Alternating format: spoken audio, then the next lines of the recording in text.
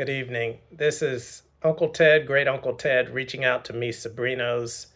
In particular, I was asked by a brother in Christ to either refer him to a video about Juneteenth or do one of my own for his nephews, Declan, Finley, and Brady. But I'm going to broaden that. I could not find one to refer him to, and so I'm going to reach out as well to other nephews and nieces that I'm thinking of.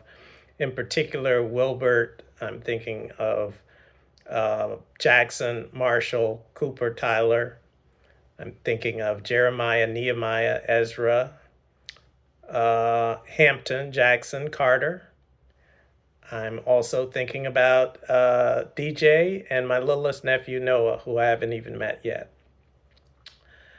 I like the way that historian Mitchell Ketchum frames this holiday. He says it's a time to celebrate, to educate, and to agitate. So the celebration, you will all have opportunities, if you haven't already, over the next couple of days to attend festivals, parades, lots of food, lots of fun. And those are intended for all people across all communities to come together, to collaborate, to unite around the notion that all Americans are entitled to enjoy life, liberty, and all the freedoms guaranteed by the U.S. Constitution. Education. It commemorates specifically the date, June 19th, 1865, when General Gordon Granger marched with federal troops into Galveston, Texas, and delivered the news to all those blacks still working for free on plantations as slaves that they were in fact free and entitled to compensation.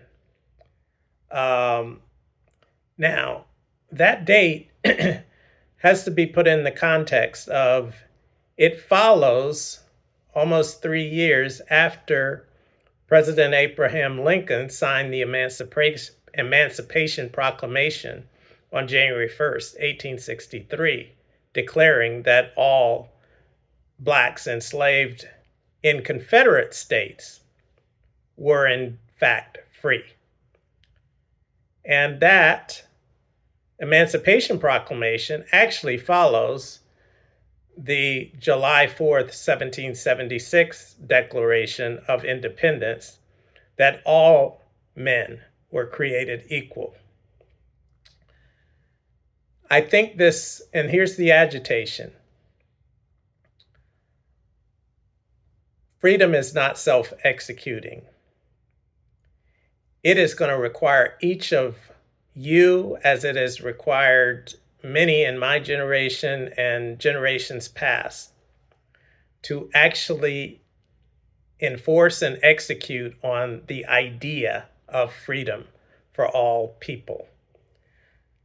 And I give you the example of General Granger coming nearly 3 years after the Emancipation Proclamation.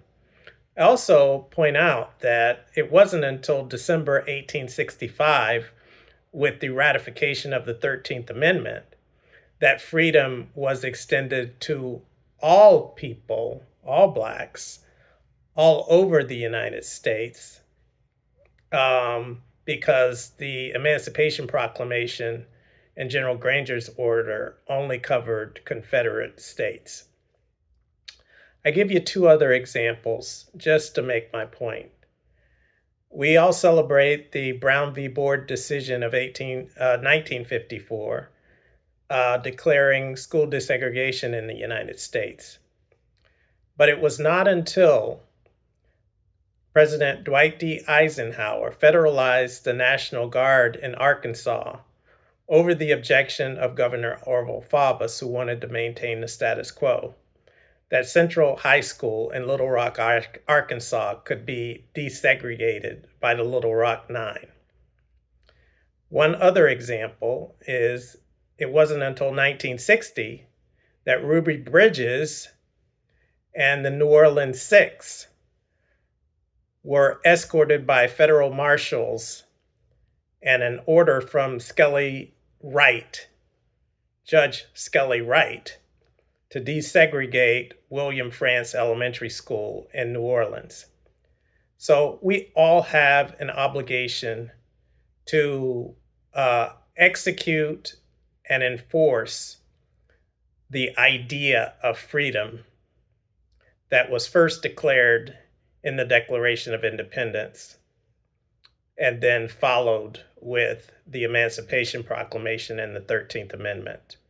So I invite all of you, mis sobrinos, to participate in this process of bringing freedom to all people who live in the United States and to all people around the world.